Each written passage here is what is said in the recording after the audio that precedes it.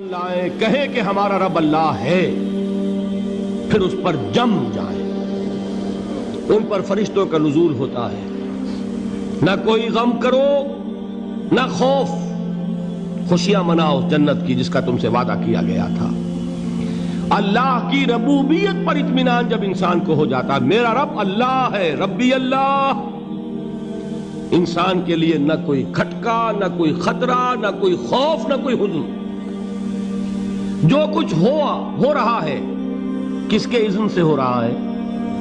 اللہ کے اذن سے۔ اللہ کے اذن کے بغیر پتا تک نہیں ہلتا۔ یہ کوئی اندھا بہرا مادہ نہیں ہے جس سے مجھے کوئی خوف ہو۔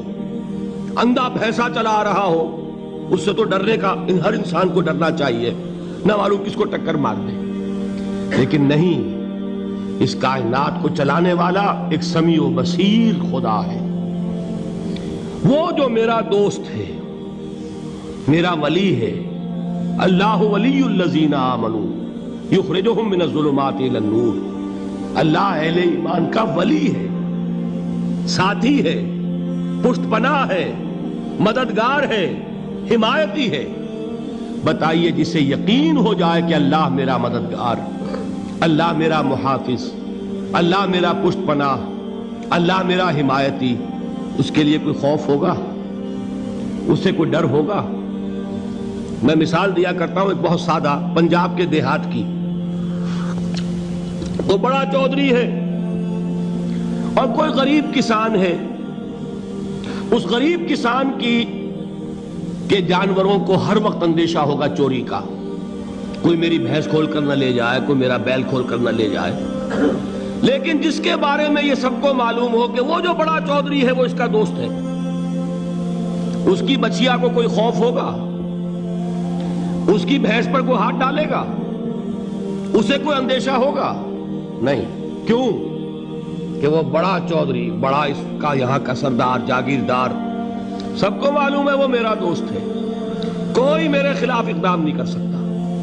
اس دنیا میں یہ چھوٹی سی بات اگر آپ کے دلی اطمینان اور سکون کا باعث بن سکتی ہے تو ذرا تصور کیجئے۔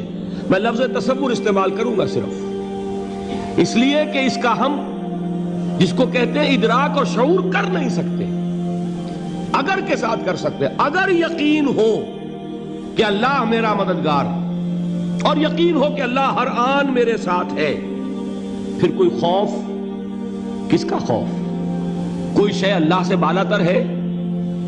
کوئی قوت اس سے زیادہ طاقتور ہے؟ کوئی اس کے ارادے کو بدلنے والا ہے؟ کوئی اس کی مشیت کے آڑے آنے والا ہے؟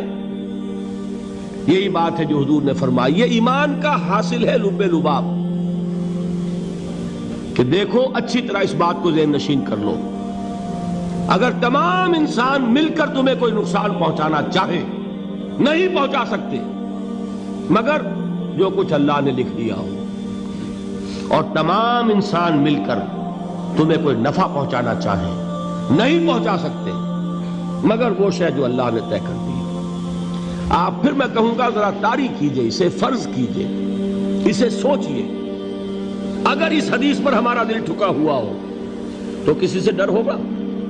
یہ مجھے نقصان نہ پہنچا دے، یہ میری رپورٹ خراب نہ کر دے، یہ میری انکریمنٹ نہ رکوا دے، یہ میرا یہ نہ بگاڑ دے، یہ میرے یہ نقصان نہ پہنچا دے۔ اس کا ڈر، اس کا ڈر، اس کا خوف، اس کی خوشامد، اس کے لیے جا کر طرح طرح سے اپنی عزت نفس کو ذلیل کروانا اس کے سامنے، یہ سب کچھ کیوں کرتا ہے انسان؟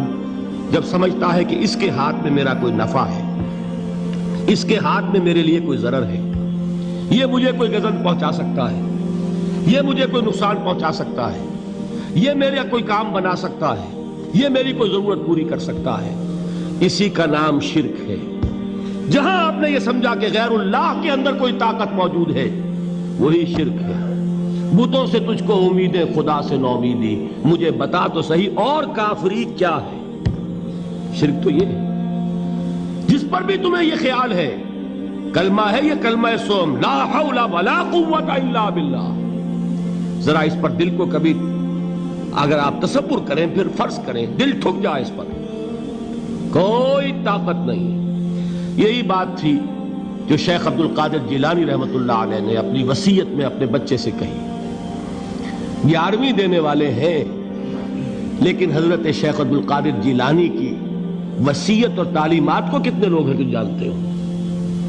یہ جن مقامات تک پہنچے ہیں وہ کس چیز کی بدولت پہنچے ہیں؟ انہوں نے جو پیغام دیا وہ کیا تھا؟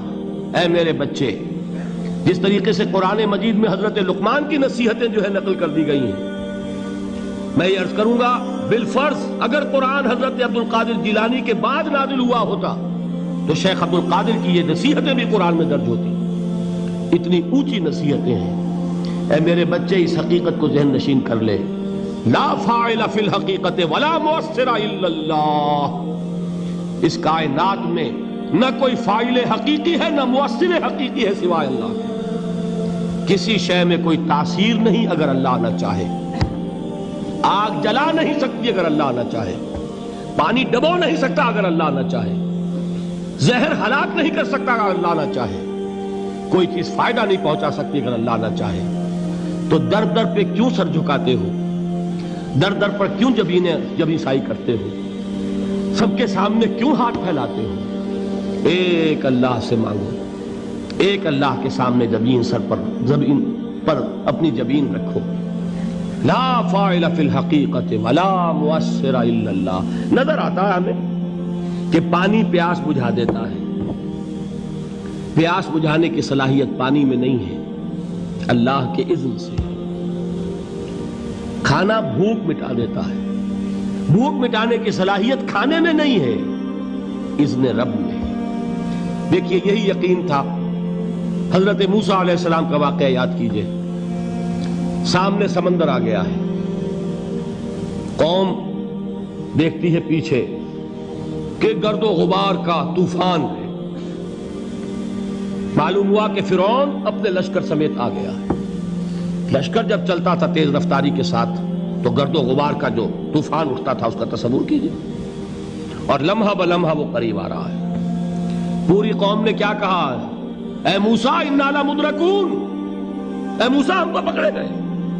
قرآن مجید نے تو یہاں وہ باتیں نہیں لکھی ہے، لیکن تورات میں یہ درج ہے کہ بنی اسرائیل جھگڑنے لگے، دست و گریبان ہو گئے موسیٰ کے ساتھ. موسیٰ ہمیں یہاں مروایا لا کر، اس سے تو ہم ہی بہتر تھے. وہاں کھانے کو ملتا تھا، زندگی تو تھی، بیگار ہم کر رہے تھے، موت تو نہیں تھی. اب جو کچھ ہوگا اس کا تصور کرو، جس طریقے سے ہمارے ٹکڑے اڑائے جائیں گے. تو لڑ رہے ہیں حضرت موسیٰ علیہ السلام سے. یہ تورات کی تفصیل ہے. قرآن میں صرف اتنا آیا ہے، پریشان ہو کر انہوں نے کہا انا لمدرکون.